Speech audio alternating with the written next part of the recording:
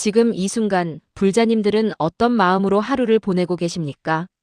아침에 눈을 떠서 휴대전화를 집어드는 순간부터 오늘도 뭔가 불안하고 뭔가 모자란 것 같고 뭔가 내 마음이 내 마음 같지 않은 그런 느낌이 드신 적 있지 않으십니까? 주변을 둘러보면 다들 잘 살고 있는 것 같은데 내 마음속에는 알 수 없는 불편함이 자리 잡고 있고 누군가와 대화를 나누고 나서도 영 개운하지 않고 나는 왜 이렇게 쉽게 흔들리는지, 나는 왜 이렇게 마음이 약한지 스스로를 탓하신 적 있지 않으십니까? 50대, 60대, 70대를 살아오신 버부님들이라면 더욱 그런 생각이 깊어지실 때가 있을 것입니다. 살 만큼 살았고 경험도 쌓였는데 왜 마음은 아직도 이렇게 요동치는 것인지, 왜 나는 아직도 작은 일에 상처받고 작은 말 한마디에 밤새 잠을 못 이루는 것인지, 지혜롭게 산다는 것이 도대체 무엇인지, 그 답을 찾지 못하고 세월만 흘러가고 있는 것은 아닌지.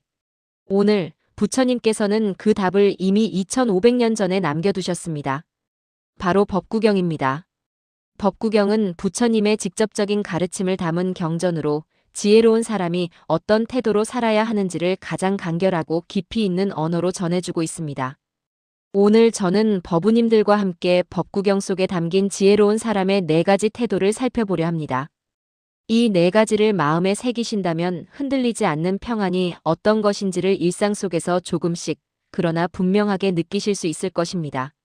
함께 천천히 부처님의 말씀 속으로 들어가 보겠습니다. 첫 번째로, 지혜로운 사람은 말을 다스릴 줄 압니다. 법우님들, 오늘 하루 몇 마디의 말씀을 하셨습니까? 아침에 가족과 나눈 말, 이웃과 주고받은 인사, 전화통화에서 오간 이야기들, 그리고 혼자 있을 때도 마음속으로 되풀이하는 수많은 말들. 우리는 매 순간 말 속에서 살아가고 있습니다. 그런데 법우님들, 솔직하게 여쭤보겠습니다. 오늘 하신 말들 중에 하지 않으셨다면 더 좋았을 말이 있지 않으십니까? 상대방을 향한 날카로운 말 한마디, 혹은 누군가의 허물을 들춰내는 말 한마디, 또는 꼭 필요하지 않은데 내 의견을 앞세운 말들. 그리고 그 말들이 돌아와서 내 마음을 불편하게 만들지는 않으십니까? 법구경은 이렇게 전합니다. 말은 꽃처럼 향기로울 수도 있고 불처럼 모든 것을 태워버릴 수도 있다. 법구경. 말이란 것은 그것 자체가 하나의 행위입니다. 불교에서는 몸으로 짓는 업, 말로 짓는 업, 마음으로 짓는 업, 이 3가지를 삼업이라 하여 수행의 근본으로 삼습니다. 그 중에서 말로 짓는 업, 즉 구업은 우리의 일상에서 가장 빈번하게 일어나고 또 가장 쉽게 상처를 남기는 업입니다. 부처님께서는 깨달음을 이루시고 바라나시의 녹야원에서 첫 가르침을 펼치신 후 제자들을 교화하시면서 늘 이 구업에 대해 깊이 다루셨습니다. 어느 날 부처님의 제자 중 한 분이 어떤 마을에서 법을 전하다가 마을 사람들에게 거친 말을 들었습니다. 그 제자는 슬프고 화가 나서 부처님께 달려와 여쭈었습니다. 스승이시여, 저는 저들에게 진심으로 법을 전하였는데 저들은 저를 욕하고 비웃었습니다. 저는 도저히 그들을 용납할 수가 없습니다. 부처님께서는 잠시 침묵하시다가 천천히 물으셨습니다. 그렇다면 내가 만약 음식을 준비하여 손님에게 내어놓았을 때 그 손님이 음식을 받지 않는다면 그 음식은 누구의 것이 되느냐? 제자는 당연히 음식을 준비한 사람의 것이 된다고 대답하였습니다. 부처님께서는 고개를 끄덕이시며 말씀하셨습니다. 그와 같다. 저들이 너에게 던진 거친 말을 내가 받지 않으면 그 말은 그대로 그들에게 돌아간다. 내가 받지 않으면 되는 것이다. 이 일화는 오늘날 우리에게도 너무나 깊은 가르침을 줍니다. 누군가가 나에게 상처가 되는 말을 할 때 우리는 그 말을 반드시 받아야 한다고 생각합니다. 마음속으로 그 말을 품고 반추하고 분노하고 슬퍼합니다. 그런데 부처님께서는 말씀하십니다. 받지 않으면 된다고. 법구경에는 이런 가르침도 있습니다. 어리석은 사람은 말이 많고 지혜로운 사람은 때를 알고 침묵한다. 법구경. 말이 적은 것이 지혜가 아니라 때를 알고 침묵할 수 있는 것이 지혜입니다. 이것이 매우 중요한 가르침입니다. 법우님들, 주변을 돌아보시면 말이 많은 분들이 있으십니까? 끊임없이 의견을 내세우고 남의 이야기에 꼭 한마디씩 보태고 자기가 아는 것을 다 말해야 직성이 풀리는 분들. 그런 분들을 우리는 흔히 지혜롭다고 부르지 않습니다. 반대로 조용히 있다가 꼭 필요한 순간에 딱 한마디만 하시는 어른들이 있으십니다. 그 한마디가 모든 것을 정리하고 그 한마디가 사람들의 마음을 움직입니다. 그것이 진정한 언어의 지혜입니다. 조주선사라는 분이 계셨습니다. 당나라 때의 선승으로 120세까지 사셨다고 전해지는 위대한 선사입니다. 조주선사는 말이 매우 적은 분으로 알려져 있었습니다. 어느 날 한 스님이 조주선사에게 찾아와 물었습니다. 무엇이 부처입니까? 조주선사는 한참을 바라보다가 한마디만 하셨습니다. 뜰 앞에 잣나무니라. 이 한마디가 수천 년에 걸쳐 수많은 수행자들의 마음을 흔들었습니다. 길게 설명하지 않았습니다. 논리적으로 풀어내지 않았습니다. 단 한마디로 언어를 뛰어넘는 진리를 가리켰습니다. 그것이 지혜로운 말의 힘입니다. 그렇다면 우리의 일상에서 어떻게 이 가르침을 적용할 수 있을까요? 첫째로 말하기 전에 3번 생각하는 습관을 기르시기 바랍니다. 이 말이 사실인가? 이 말이 필요한가? 이 말이 상대방에게 도움이 되는가? 이 3가지를 확인하고 나서 말씀하시면 불필요한 말로 인한 상처와 업이 현저하게 줄어들 것입니다. 둘째로 침묵을 수행으로 여기시기 바랍니다. 하루에 30분만이라도 완전한 침묵 속에서 시간을 보내보십시오. 말하지 않을 뿐만 아니라 마음속에 말도 멈추는 연습을 하시는 것입니다. 처음에는 어색하고 불편하실 것입니다. 그러나 그 침묵 속에서 여러분의 마음이 얼마나 시끄러운지를 처음으로 보실 수 있게 됩니다. 그 시끄러운 마음을 알아차리는 것, 그것이 수행의 시작입니다. 셋째로 누군가가 내게 거친 말을 할 때 즉각적으로 반응하지 않는 연습을 하십시오. 부처님의 가르침처럼 그 말을 받지 않는 연습입니다. 속으로 이렇게 되뇌어 보십시오. 이 말은 내 것이 아니다. 나는 이 말을 받지 않겠다. 처음에는 잘 되지 않을 것입니다. 하지만 이 연습을 꾸준히 하시다 보면 점점 말에 흔들리지 않는 힘이 생기게 됩니다. 법구경은 또 이렇게 말합니다. 상처를 주는 말은 마음에서 나온다. 마음이 맑아지면 말도 맑아진다. 법구경. 결국 말을 다스리려면 마음을 다스려야 합니다. 그래서 부처님의 모든 가르침은 결국 한 곳으로 향합니다. 바로 마음입니다. 말을 다스리는 것은 마음의 문을 지키는 것이고 마음의 문을 지키는 것이 평안으로 가는 첫 번째 문을 여는 것입니다. 법우님들, 오늘 하루 한 번만이라도 하려다 참은 말이 있으시다면 그것이 이미 수행입니다. 그것이 이미 지혜로운 삶의 시작입니다. 두 번째로 지혜로운 사람은 비교하지 않는 마음으로 삽니다. 법우님들, 오늘도 혹시 이런 생각이 드신 적 있지 않으십니까? 저 집 자녀들은 다 잘 나가는데 왜 내 자식은 저렇지? 저분은 나이는 나보다 어린데 벌써 저렇게 성공했네. 나는 평생 이렇게 열심히 살았는데 왜 내 삶은 이것밖에 안 되는 것인가? 이 비교의 마음이 얼마나 우리를 괴롭히는지 법우님들도 잘 아실 것입니다. 특히 요즘처럼 소셜미디어가 발달한 시대에는 하루에도 수십 번씩 타인의 삶과 내 삶을 비교하게 됩니다. 화면 속의 화려한 살들, 잘 차려진 식사, 멋진 여행, 성공한 자녀들. 그것을 보면서 나의 일상이 초라하게 느껴지고 나의 노력이 아무것도 아닌 것처럼 느껴지는 경험을 하신 분들이 많으실 것입니다. 그러나 법구경은 이렇게 가르칩니다. 남과 비교하는 자는 영원히 만족을 얻지 못한다. 자신의 길을 걷는 자만이 진정한 평안을 얻는다. 법구경. 비교는 끝이 없습니다. 내가 아무리 더 많이 가져도 나보다 더 많이 가진 사람이 항상 있습니다. 내가 아무리 지식을 쌓아도 나보다 더 많이 아는 사람이 항상 있습니다. 이 비교의 굴레에서 벗어나지 못하는 한 우리는 결코 만족스러운 삶을 살 수 없습니다. 부처님께서 아직 깨달음을 이루시기 전 왕자의 신분으로 궁전에 사시던 시절의 이야기를 잠깐 살펴보겠습니다. 부처님의 아버지 정반왕은 아들이 왕위를 이어받아 위대한 왕이 되기를 원하였습니다. 그래서 아들에게 세상의 모든 쾌락과 풍요로움을 제공하였습니다. 최고의 음식, 최고의 옷, 최고의 궁전, 아름다운 시녀들, 그리고 사랑스러운 가족. 겉으로 보기에는 그 누구와 비교해도 부족함이 없는 삶이었습니다. 그러나 어느 날 시다르타 태자가 궁전 밖으로 나가 늙은 사람, 병든 사람, 죽은 사람, 그리고 수행자를 차례로 보게 되었을 때 그는 깊은 깨달음을 얻게 됩니다. 세상의 어떤 풍요로움도, 세상의 어떤 비교 우위도 결국 늙음과 병듦과 죽음을 피할 수 없다는 것을. 이것이 바로 사문유관의 가르침입니다. 시다르타 태자는 남들보다 더 많이 가진 것이 행복의 답이 아니라는 것을 그 순간 분명하게 보셨습니다.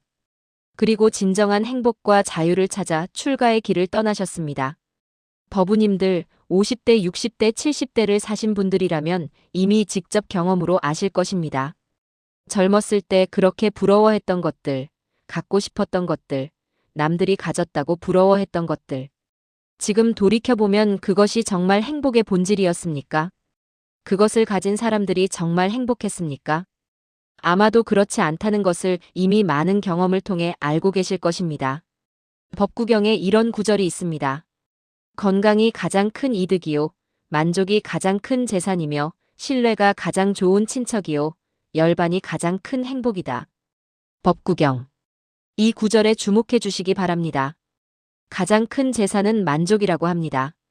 많이 가진 것이 재산이 아니라 가진 것에 만족할 수 있는 마음이 진정한 재산이라는 것입니다. 비교하지 않는 마음, 있는 것에 만족하는 마음, 이것을 불교에서는 지족이라고 합니다. 지족이란 족함을 아는 것입니다. 지족의 반대말은 탐욕입니다. 탐욕은 채워도 채워도 끝이 없는 항아리와 같습니다. 아무리 물을 부어도 밑이 없으니 항상 비어있는 것처럼 느껴집니다. 반면 지족의 마음은 작은 항아리라도 가득 채워져 있는 것입니다. 비교하지 않기 위한 실천법을 말씀드리겠습니다. 첫째로 아침에 일어나셔서 오늘 감사한 것 3가지를 떠올려 보시기 바랍니다. 거창한 것이 아니어도 됩니다. 오늘 아침에도 눈을 뜰 수 있다는 것, 따뜻한 밥 한 끼를 먹을 수 있다는 것, 걸을 수 있고 볼 수 있다는 것. 이런 것들이 진정한 감사의 대상입니다.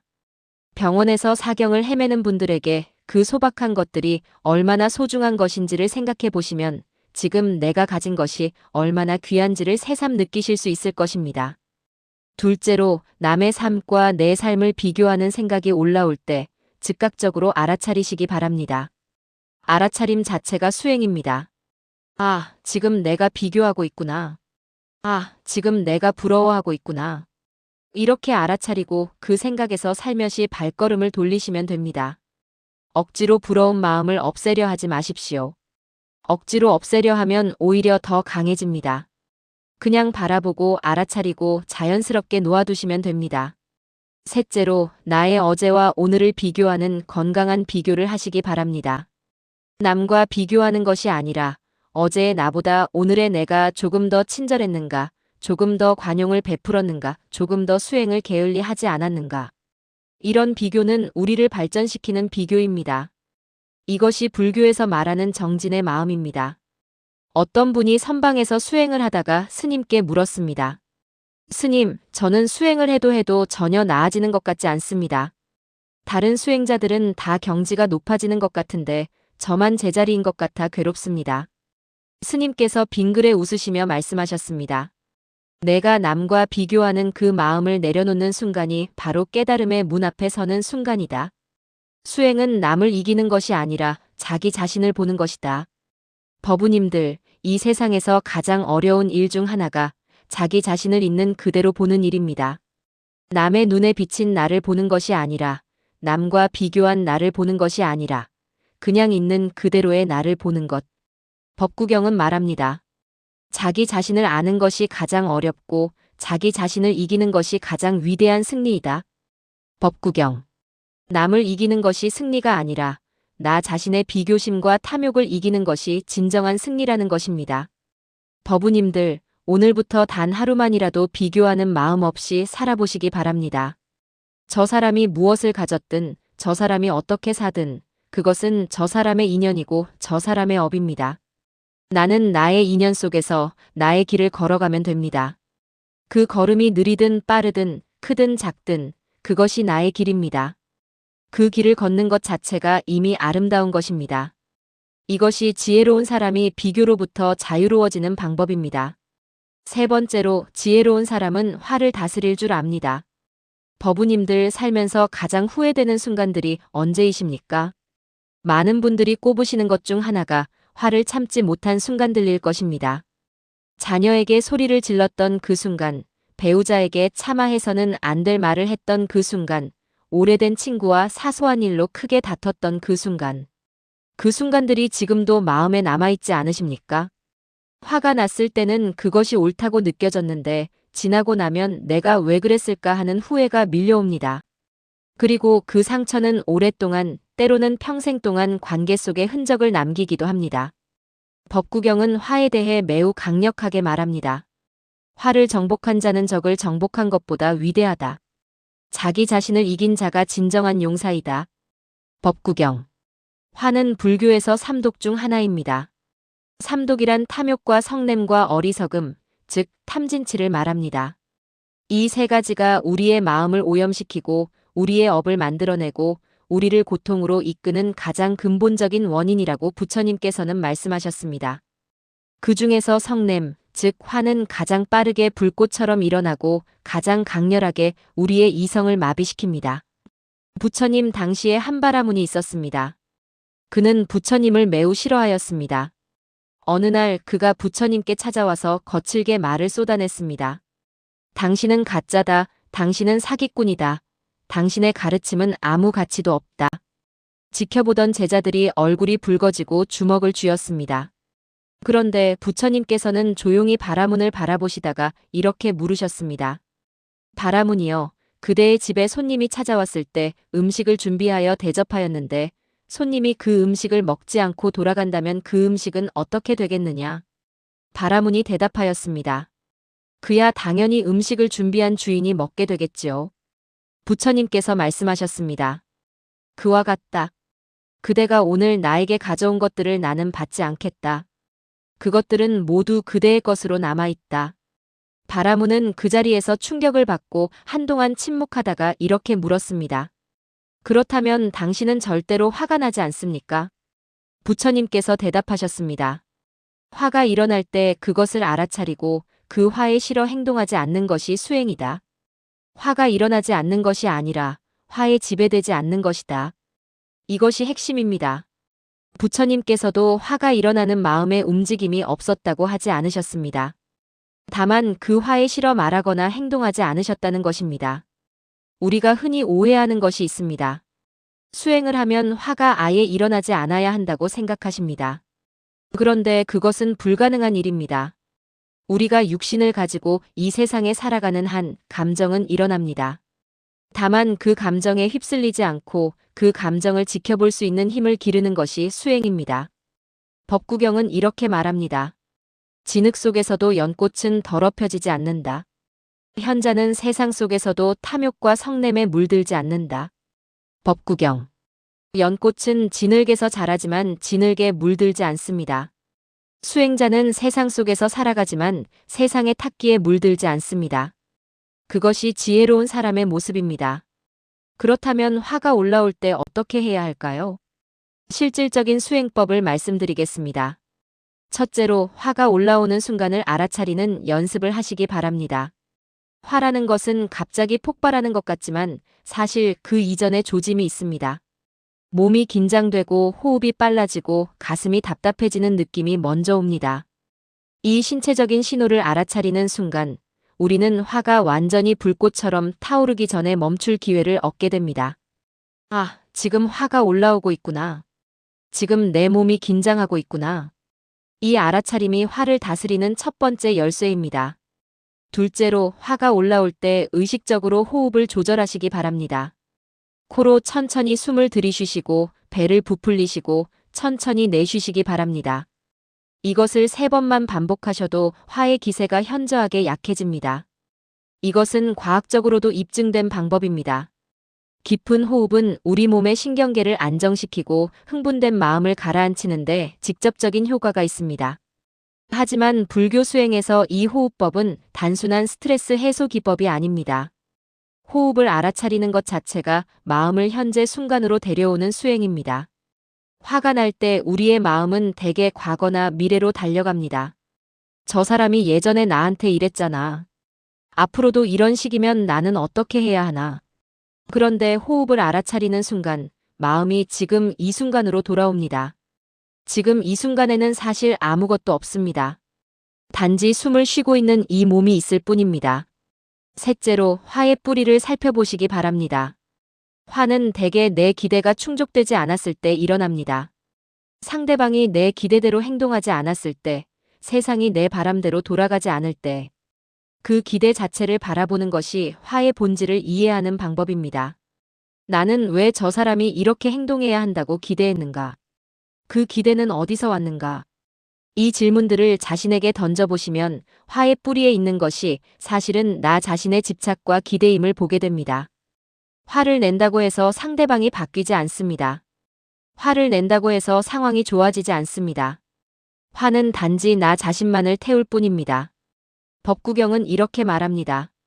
화는 독이 든 화살을 쥐고 있는 것과 같다. 그 화살을 남에게 쏘려다가 먼저 자신의 손을 찌르는 것과 같다. 법구경.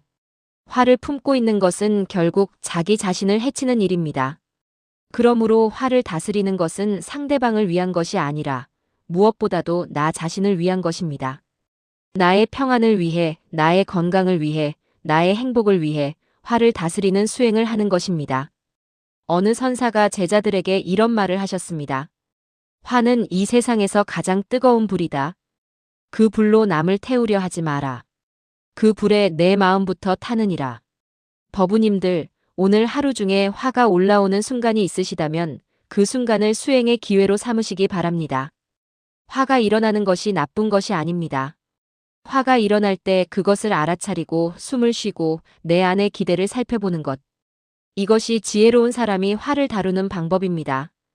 그리고 이 수행이 쌓이면 쌓일수록 화가 일어나도 그 불길이 점점 작아지고 결국에는 화가 일어나기 전에 자연스럽게 알아차리고 내려놓을 수 있는 경지에 이르게 됩니다.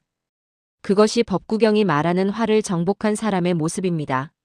네 번째로 지혜로운 사람은 무상을 알고 현재를 삽니다. 법우님들, 오늘도 혹시 이런 마음으로 하루를 보내고 계시지는 않으십니까?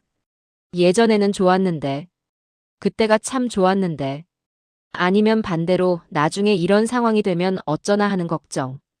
우리의 마음은 대개 두 곳에서 머뭅니다. 지나간 과거, 아직 오지 않은 미래. 그리고 지금 이 순간은 그 사이 어딘가에서 소홀히 지나쳐버립니다. 법구경은 이렇게 말합니다. 과거를 쫓지 말고 미래를 걱정하지 말라. 과거는 이미 지나갔고 미래는 아직 오지 않았다. 현재 이 순간의 현상들을 있는 그대로 보면서 지금 여기서 통찰하라. 흔들림 없이. 오늘 해야 할 일을 부지런히 행하라. 내일 죽음이 올지 어떻게 알겠는가. 법구경, 마지막이까야. 이 구절은 부처님의 가르침 중에서도 가장 강렬하고 가장 실용적인 가르침 중 하나입니다. 과거를 쫓지 말라고 하십니다. 이미 지나간 것은 돌이킬 수 없습니다. 그 시절로 돌아갈 수 없고 그때 내린 결정을 바꿀 수 없으며 그때 상처받은 것을 없던 일로 할 수 없습니다. 그런데도 우리의 마음은 그 과거로 끊임없이 돌아갑니다. 그때 내가 왜 그랬을까? 그때 저 사람이 나한테 왜 그랬을까? 그때 다른 선택을 했더라면 지금쯤 어떻게 되었을까?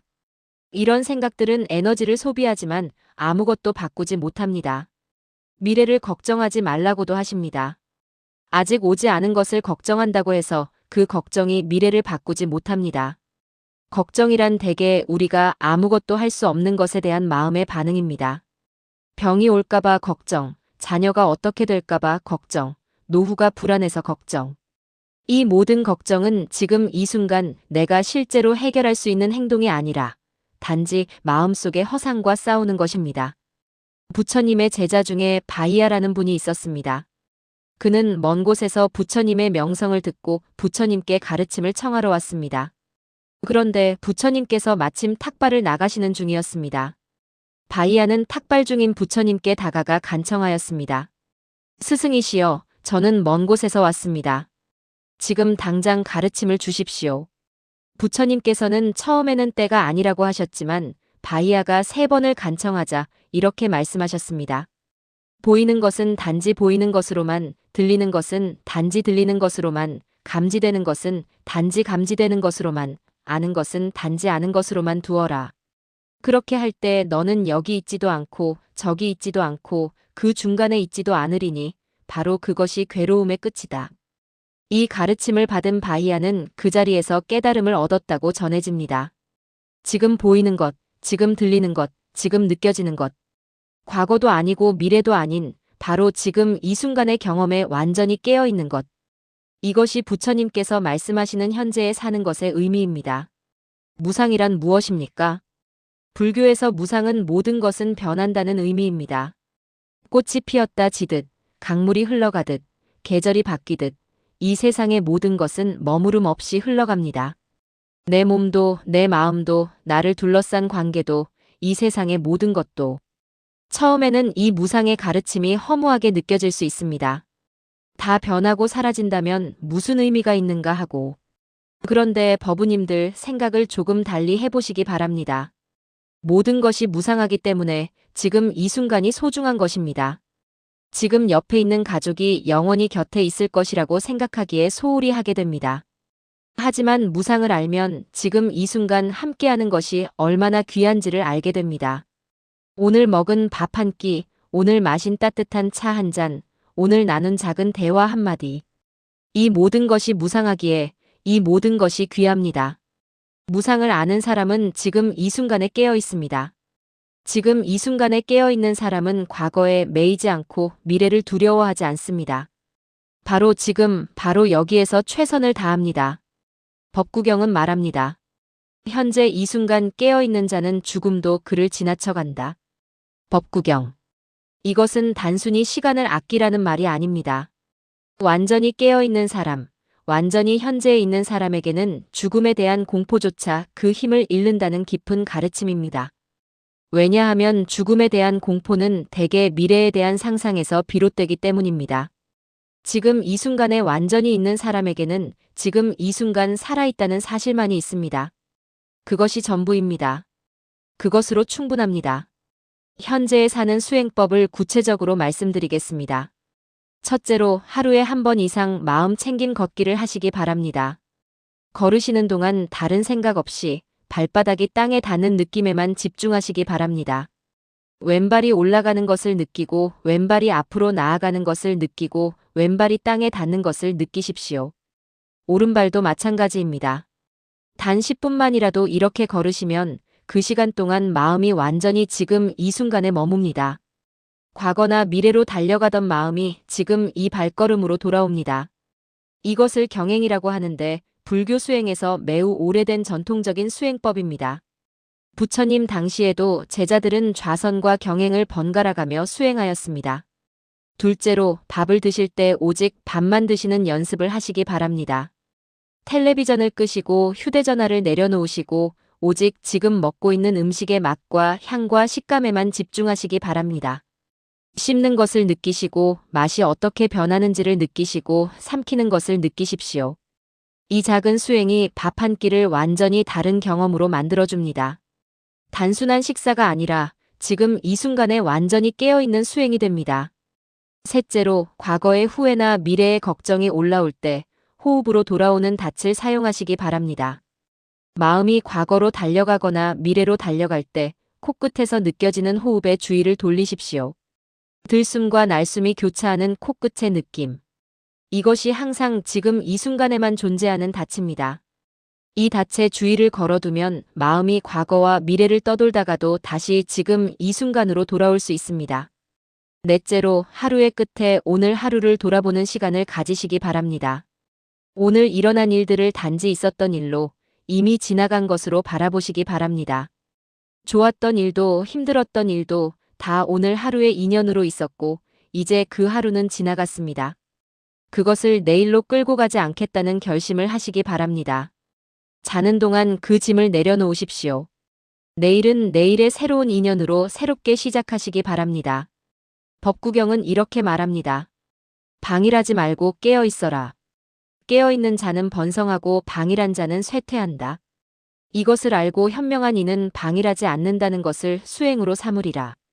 법구경. 방일하지 말라는 것은 게으르지 말라는 뜻이 아닙니다. 마음이 흐리멍덩하게 과거나 미래에 머물면서 지금 이 순간을 놓치지 말라는 것입니다. 깨어 있는 것, 알아차리고 있는 것, 지금 여기 있는 것. 이것이 방일하지 않음의 뜻입니다. 부처님께서는 임종을 앞두셨을 때 마지막으로 제자들에게 이런 말씀을 남기셨습니다. 모든 복합된 것들은 무상하다. 방일하지 말고 부지런히 정진하라. 이 마지막 말씀이 바로 무상을 알고 현재에 사는 것의 가르침입니다. 모든 것은 변하고 사라집니다. 그러므로 지금 이 순간을 가장 귀하게 여기시기 바랍니다. 지금 이 순간 수행할 수 있는 기회를, 지금 이 순간 베풀 수 있는 기회를, 지금 이 순간 사랑할 수 있는 기회를. 이 기회들이 영원히 있을 것이라고 생각하지 마십시오. 무상을 아는 사람은 미루지 않습니다. 무상을 아는 사람은 지금 이 순간 최선을 다합니다. 그것이 지혜로운 삶입니다. 이제 오늘의 가르침을 마무리할 시간이 되었습니다. 법우님들, 오늘 우리는 법구경을 통해 지혜로운 사람의 4가지 태도를 함께 살펴보았습니다. 첫 번째로 지혜로운 사람은 말을 다스릴 줄 안다는 것을 배웠습니다. 말은 꽃처럼 향기로울 수도 있고 불처럼 모든 것을 태울 수도 있습니다. 말하기 전에 3번 생각하고 침묵을 수행으로 여기고 상처가 되는 말을 받지 않는 연습을 통해 우리의 구업을 맑게 할 수 있습니다. 두 번째로 지혜로운 사람은 비교하지 않는 마음으로 산다는 것을 배웠습니다. 가장 큰 재산은 만족이라는 법구경의 가르침처럼 지족의 마음을 기르고 남의 삶이 아닌 자신의 길을 걷는 것이 평안의 근본입니다. 세 번째로 지혜로운 사람은 화를 다스릴 줄 안다는 것을 배웠습니다. 화가 일어날 때 알아차리고 호흡으로 돌아오고 화의 뿌리인 기대와 집착을 바라보는 수행을 통해 화에 지배되지 않는 힘을 기를 수 있습니다. 네 번째로 지혜로운 사람은 무상을 알고 현재에 산다는 것을 배웠습니다. 과거를 쫓지 않고 미래를 걱정하지 않으며 지금 이 순간에 깨어있는 것이 법구경이 가르치는 지혜로운 삶의 핵심입니다. 법우님들, 이 4가지는 어느 하나도 쉬운 것이 없습니다. 말을 다스리는 것, 비교를 내려놓는 것, 화를 다스리는 것, 현재에 깨어있는 것. 이 모든 것이 하루아침에 이루어지지 않습니다. 그래서 이것을 수행이라고 합니다. 수행이란 하루하루 조금씩 닦아나가는 것입니다. 어제보다 오늘, 오늘보다 내일 조금씩 더 맑아지는 마음을 향해 걸어가는 것입니다. 법구경의 첫 구절은 이렇게 시작합니다. 마음은 모든 것에 앞선다. 마음이 주인이고 마음이 만들어낸다. 맑은 마음으로 말하고 행동하면 행복이 그림자처럼 따라온다. 법구경. 맑은 마음. 그것이 지혜로운 사람의 가장 근본적인 모습입니다. 오늘 법우님들과 함께 나눈 가르침들이 그 맑은 마음으로 가는 길에 작은 등불이 되기를 진심으로 바랍니다. 수행의 길은 혼자 걷는 것 같지만 부처님의 가르침이 항상 함께합니다.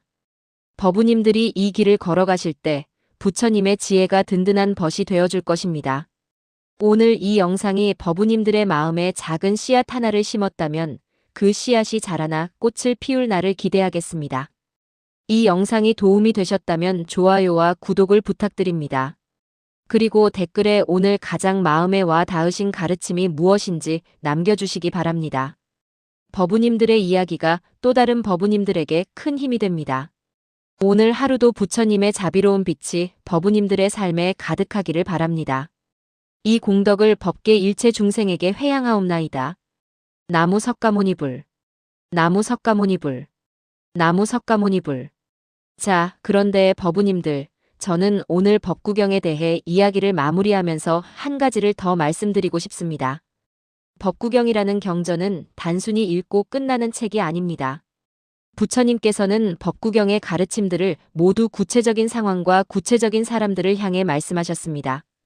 어떤 구절은 탐욕스러운 사람에게, 어떤 구절은 분노에 사로잡힌 사람에게, 어떤 구절은 슬픔으로 가득한 사람에게 직접적으로 건네신 말씀입니다.